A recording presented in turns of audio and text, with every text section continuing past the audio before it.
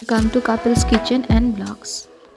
নিয়ে এসেছি সবার খুব প্রিয় আর খুব সহজ একটি রেসিপি, আলুর পরাঠা।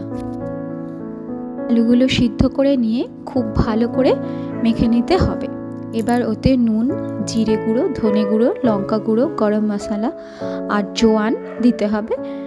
তো এটি একটি সম্পূর্ণ নিরামিষ রেসিপি। তো আমি একটা স্পেশাল তড়কা দিয়েছি। তেলে গোটা জিরে, আদা আর লঙ্কা আর সামান্য হলুদ দিয়ে নেড়ে চেড়ে ওটা আমি একদম গরম অবস্থায় আলুর মধ্যে দিয়ে দেবো। আর দিলাম ধনেপাতা কুচি। নিরামিষ দিনে না এইভাবে একবার বানিয়ে দেখতে পারেন। আলু মাখাটা তৈরি হয়ে গেল। এবার ওটাকে আমি রেস্ট করতে দেব। এবার আমি আটা নিয়ে নিলাম।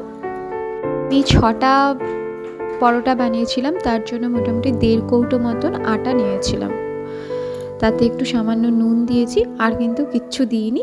এবার একদম সাধারণ তাপমাত্রার জল দিয়ে কিন্তু খুব ভালো করে আমি মেখে নেব। হয়ে গেলে এটাও আমি একটু সময়ের জন্য কিন্তু রেস্টে রাখবো, একটা ভিজে কাপড় চাপা দিয়ে। আমার দুটোই রেডি। এবার আমি বড় বড় একটু লেচি করে নিয়ে এবার বাটির মতন করে নিয়ে এই যেভাবে দেখাচ্ছি এইভাবে করে নিয়ে ওর মধ্যে কিন্তু আলুর পুরটা এবার দিতে হবে। পুরটা কিন্তু খুব ভালোভাবে সিল করে দিতে হবে। দিয়ে একটু হাতের সাহায্যে আলুটাকে একটু চেপে চেপে ছড়িয়ে নিতে হবে। এবার আমি মোটামুটি আমার হয়ে গেছে। এবার আমি হালকা হাতে কিন্তু একটু বেশি আটা দিয়ে বেলে নেব। লেচিগুলো না একটু বড় বড় রাখার চেষ্টা করবেন, তাহলে কি এই বাইরে থেকে কিন্তু পুর বেরিয়ে যাওয়া বা এই বেলার সময় একটু বেরিয়ে আসা এই সমস্যাগুলো হবে না। তাওয়ায় দিয়ে যেরকমভাবে আমরা পরোটা করি ওইভাবেই এপিট ওপিট করে ভালো করে সেঁকে নিয়ে এবার ওতে ঘি বা নর্মাল তেলও দিতে পারেন, রিফাইন অয়েল বা বাটারও দিতে পারেন। আমি ঘি দিয়ে করেছি। পরোটা আমার একদম রেডি। এবার আমি দইটা বানিয়ে নেব।